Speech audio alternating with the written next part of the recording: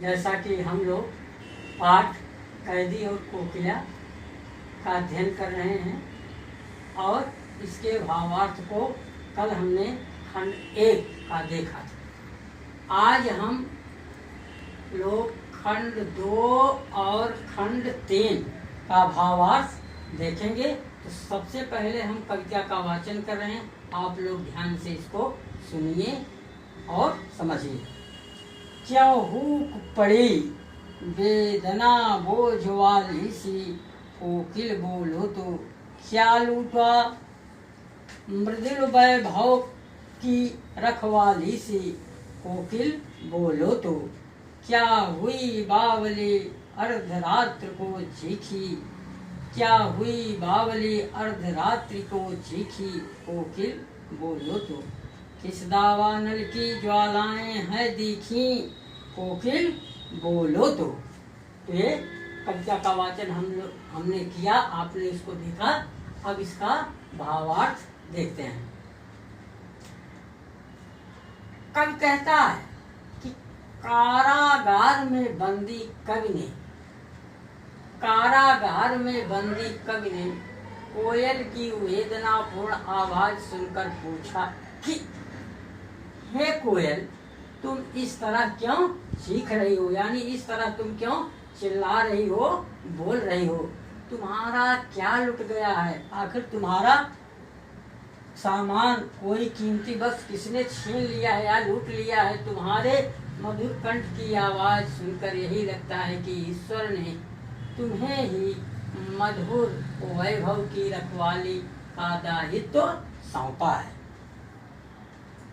हे कोयल, बताओ तो तुम आधी रात को पागलों की तरह क्यों चीखी, क्या जंगल में फैली आग देख ली, क्या तुमने इस बियाबान जंगल में कहीं लगी हुई आग तो नहीं देख लिया जो इस तरह चीख पड़ी या चिल्ला पड़ी। कोयल, कुछ बताओ तो सही। तो बच्चों, ये खंड 2 का भावार्थ है। अब हम देखते हैं खंड 3।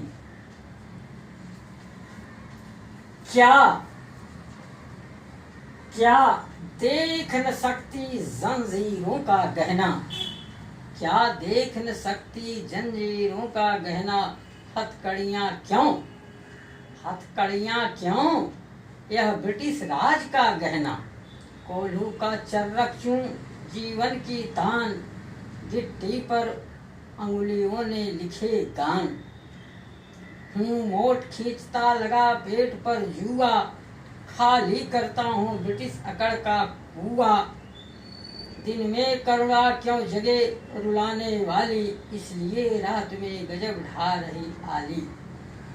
अब इसके अंतर्गत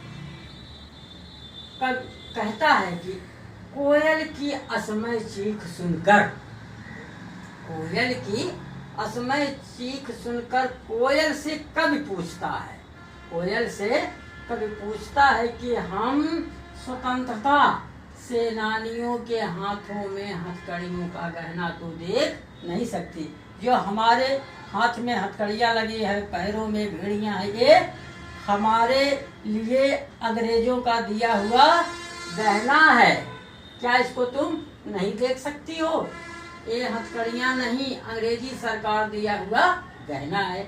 हमारे काम करते हुए, हमारे काम करते हुए कोल्हू की आवाज जो तुम सुनती हो वह हमारे जीवन का गीत बन गया है। हम इसी तरीके से काम करते करते ये मेरी दिनचर्या बन गई है।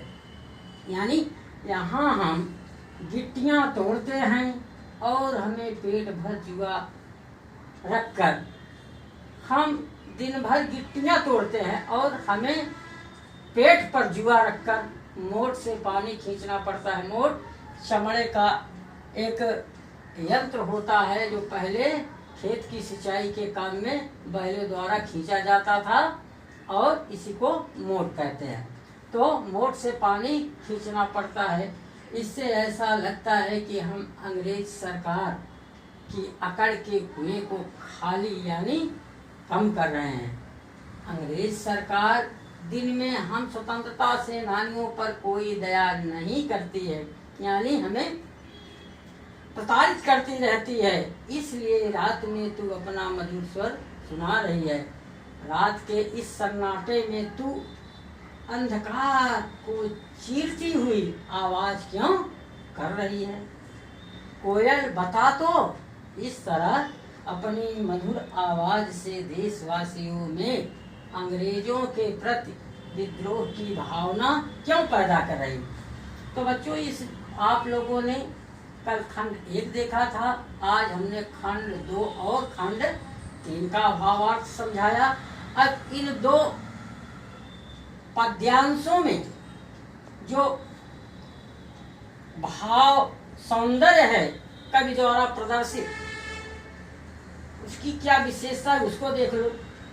तो खंड 1 में कोयल के स्वर में निहित वेदना को, कोयल के स्वर में निहित वेदना को बोझ के समान बताकर पराधीन भारतवासियों के मन में निहित वेदना की ओर संकेत किया गया है। अब पद्यांश 3 में देखिए, उसकी क्या विशेषता है, भाव सौंदर्य है। कोयल द्वारा मधुर विद्रोह बीज बोने का उद्देश्य भारतीयों में देश प्रेम और देशभक्ति की भावना को मजबूत बनाना था, जिससे वह अंग्रेजों की गुलामी से मुक्ति पा सके।